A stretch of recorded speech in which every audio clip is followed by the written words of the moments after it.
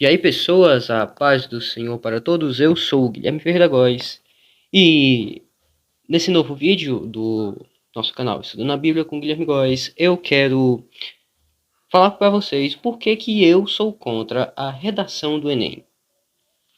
Talvez futuramente, né, eu acabe falando um pouco mais a respeito da educação brasileira, um pouco mais a respeito de sistema educacional, porque eu acredito que o sistema brasileiro não funciona como deveria. Mas por hora vamos falar a respeito da redação do Enem, inclusive usá-la como pretexto para falar de alguns temas que eu gostaria de tratar com vocês.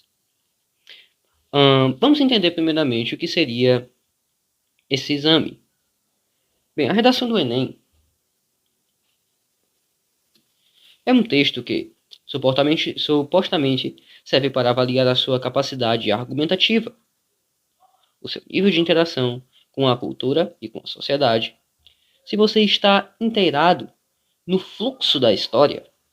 E mais importante, se você é capaz de avaliar tudo isso de acordo com seus próprios critérios, com seus próprios princípios pessoais, lançando um juízo de valor sobre o suposto problema nacional e ainda propondo uma intervenção, uma solução para esse problema. Bem, a priori, vamos negar que esse negócio é totalmente capcioso e que não está nem aí para a sua opinião sincera a respeito do problema, no que tange a classificação dele enquanto problema ou enquanto qualquer outra coisa. Porque convenhamos, se a redação lhe lança um tema, seja ele qual for, você não tem o direito de classificá-lo ou não como problema. Já se pressupõe que ele seja um problema, ainda que você não concorde com isso. Eu não vou dar nenhum exemplo aqui para vocês, mas porque tá me faltando criatividade. Mas, cara, se a redação jogou um tema ali, ele é um problema. Pelo menos espera-se que você o entenda como um problema e que você seja contra aquilo. Entendeu? Mas por enquanto vamos ignorar isso. Vamos ignorar isso e vamos tratar a respeito desses pontos que foram anteriormente mencionados e explicar por que na prática nada daquilo acontece de verdade.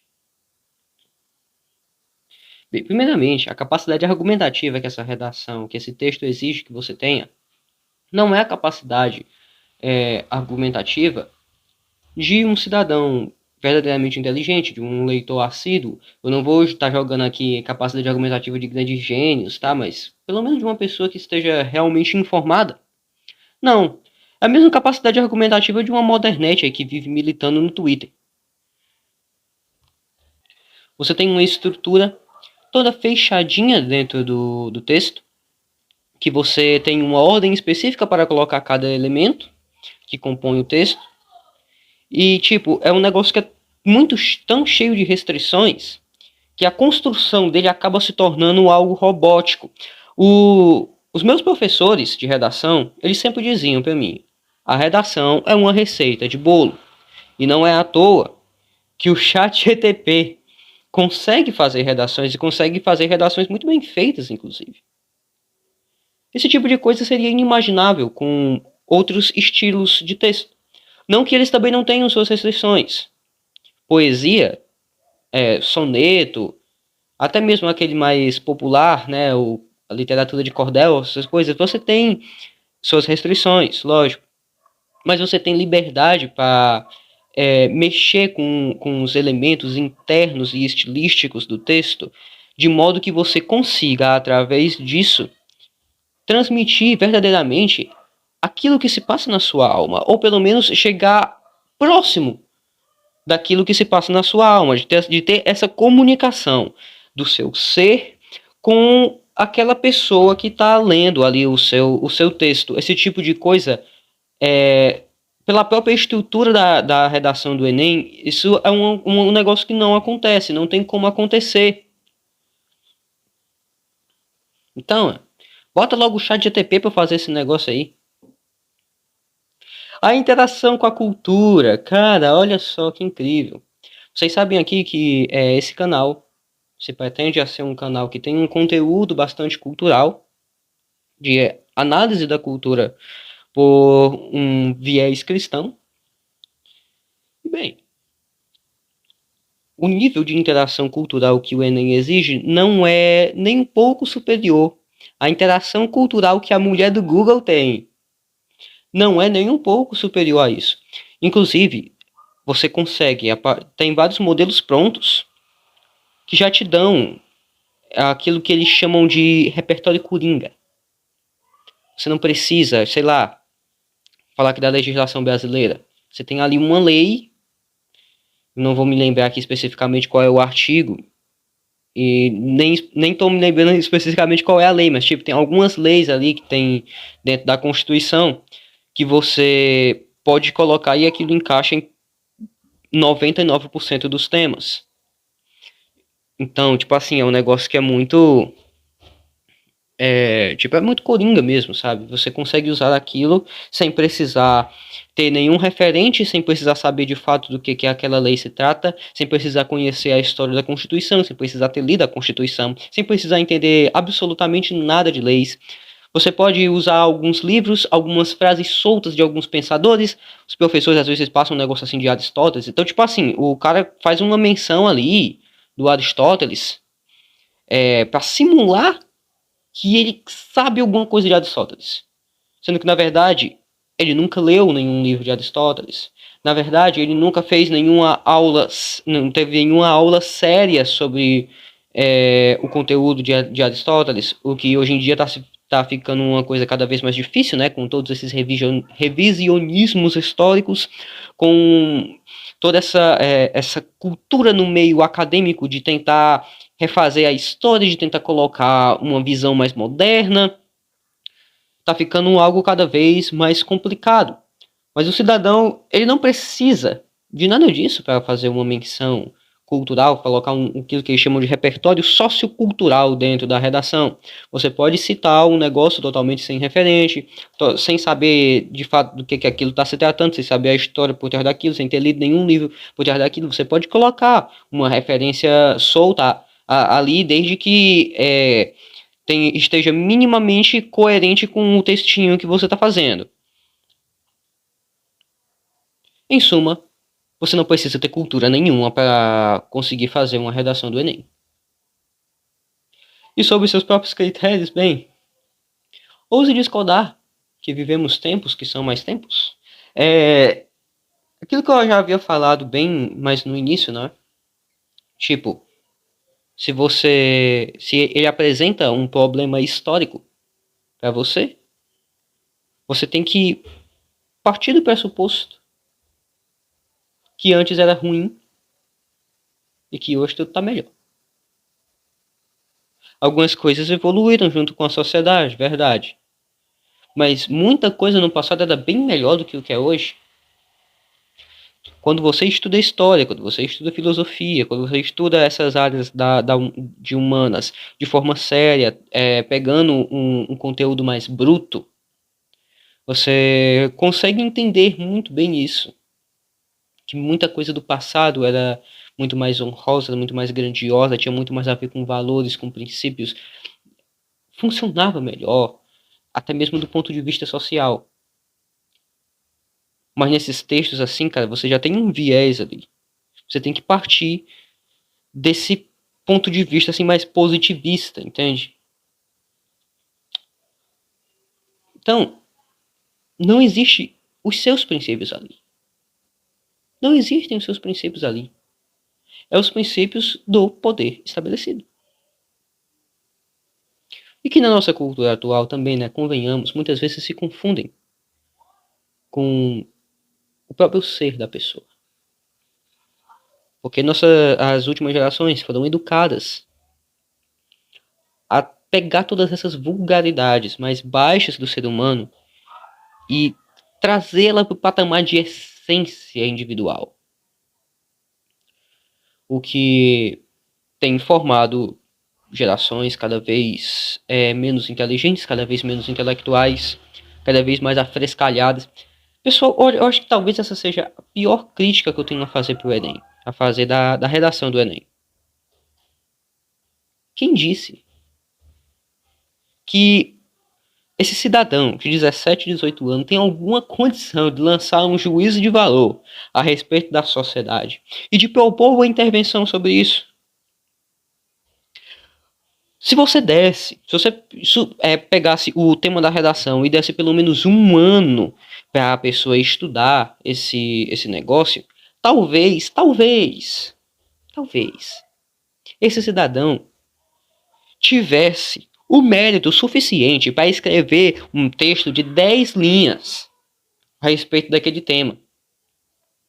Talvez ele tivesse. Mas, tipo assim, vamos começar com esses problemas sociais. Hoje em dia, sabemos muito bem disso. São difíceis os jovens que são leitores, que consomem cultura de verdade, que consomem bons conteúdos, que se preocupam com o seu desenvolvimento intelectual, se preocupam de verdade com a sua interação com a cultura, que se preocupam de verdade com o crescimento, com a expansão, com o desenvolvimento da sua cultura, da cultura da qual ele faz parte. Muitas pessoas hoje em dia não conhecem a história do seu próprio país. A maioria das pessoas não conhece a história do seu próprio país pela caridade. A maioria das pessoas hoje em dia não conhecem os estilos musicais, não conhecem os estilos artísticos populares não, no caso, mais folclóricos da sua nação. Não conhece, cara. Não conhece. Você vai pegar um cidadão de 16... o Enem permite que você possa fazer a redação a partir do primeiro ano, mas, tipo, você tem que pagar e não influi muita coisa na universidade. Mas, cara, você pega um cidadão desse assim, até na faixa etária entre 16 e 18 anos, que muitas vezes o cara não sabe fritar um ovo. O cara não sabe fritar um ovo, não sabe fazer um kisuke.